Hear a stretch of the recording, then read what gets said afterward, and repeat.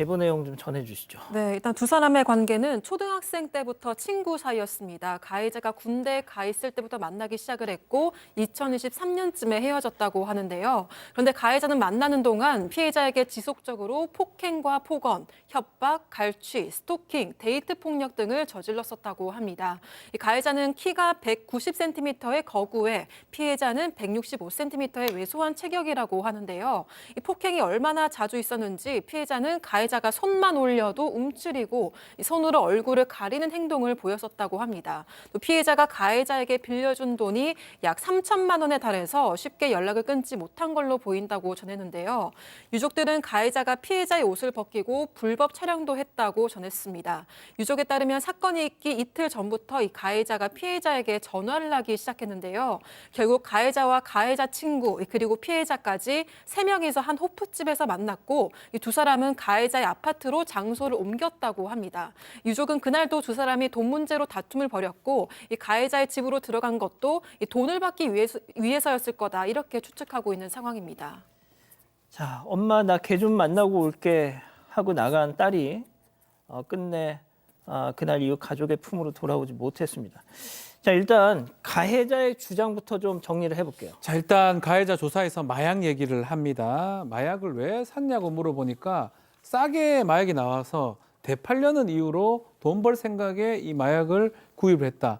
그날이 이제 5월 30일인데 피해자와 같이 술을 먹고 와서 뭐 하냐고 질문을 피해자가 하니까 평택에 이번에 갔는데 마약을 받아왔다라는 얘기를 했다고 합니다. 그러니까 당연히 피해자 입장에서는 뭔 거짓말이냐라고 하니까 그 마약 관련된 뭐 주사위라든지 백을 보여주면서 그 안에 이제 이 지퍼백을 열면서 가짜 아니다 진짜다라고 이제 보여줬고 이 가해자 주장에 따르면 피해자가 이거 어떻게 하냐 해보고 싶다라고 말을 했다라고 합니다. 그렇게 말을 하니까 이 가해자 입장에서는 넌 잘 모른다라고 하면서 하니까 자신이 유튜브 잠깐 보는 사이에 음료수에 마약을 타서 먹는 것을 봤다라고 합니다. 맛이 어떠냐 물어보니까 좀 쓴맛이다라고 얘기했고 30분간 아무런 반응이 없었는데 멀쩡해 보였다고 합니다.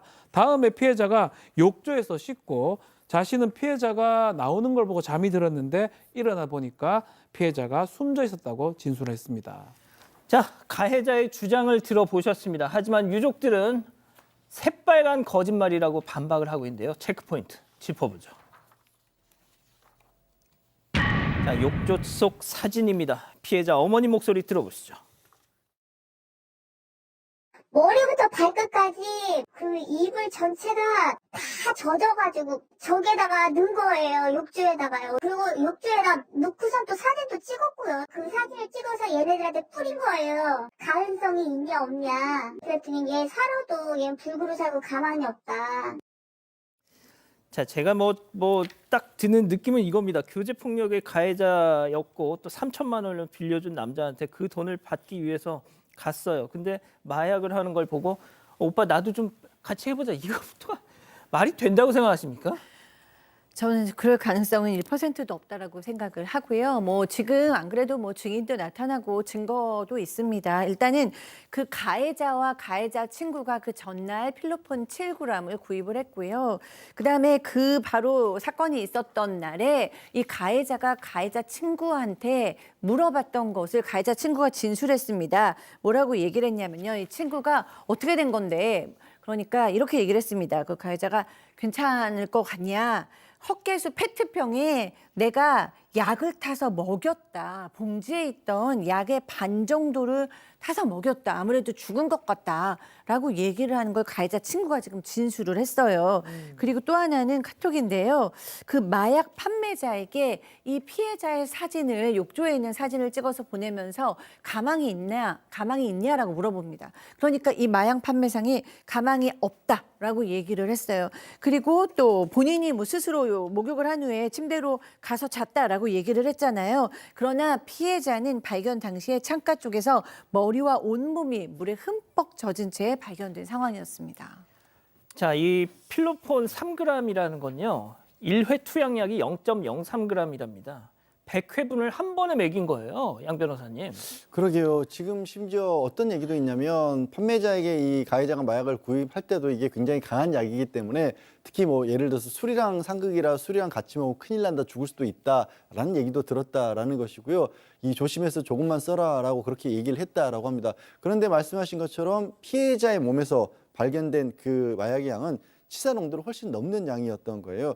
최소한 1g 이상은 투약을 한 것처럼 그렇게 부검 결과가 나왔다는 거고, 그리고 저 정도의 그 마약을 투약을 하게 될 경우에는 뭐 10분 내로 심박수 증가라든가 부정맥이나 혈압 상승, 발한 몸이 견딜 수가 없지 않습니까? 그렇게 명백한 그 이상 증상이 나타난다고 했는데 가해자는 뭐라고 주장을 했어요? 그걸 투약을 한 상태에서도 30분 정도 지나서 샤워하고 잠이 들었다고 하는데 그게 맞지 않는다라는 겁니다.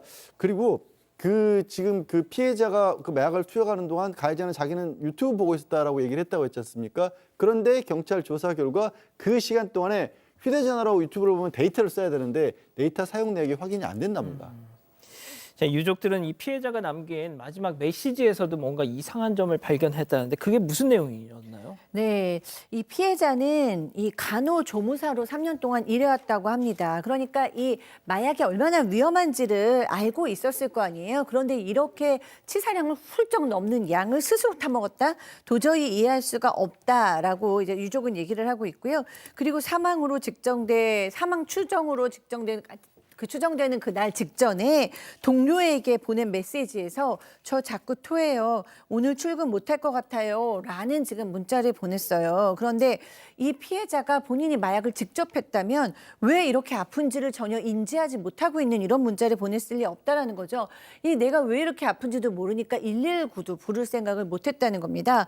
나중에 이제 현직 의사와 약사에게 자문을 구해보니까 만약에 30분 내로 응급실만 도착했어도 살 수 있었을 것이다 라고 얘기했습니다. 자, 1심 판결이 나왔다고요. 자, 근데 이게 제명 자체가 상해치사죄가 됐습니다.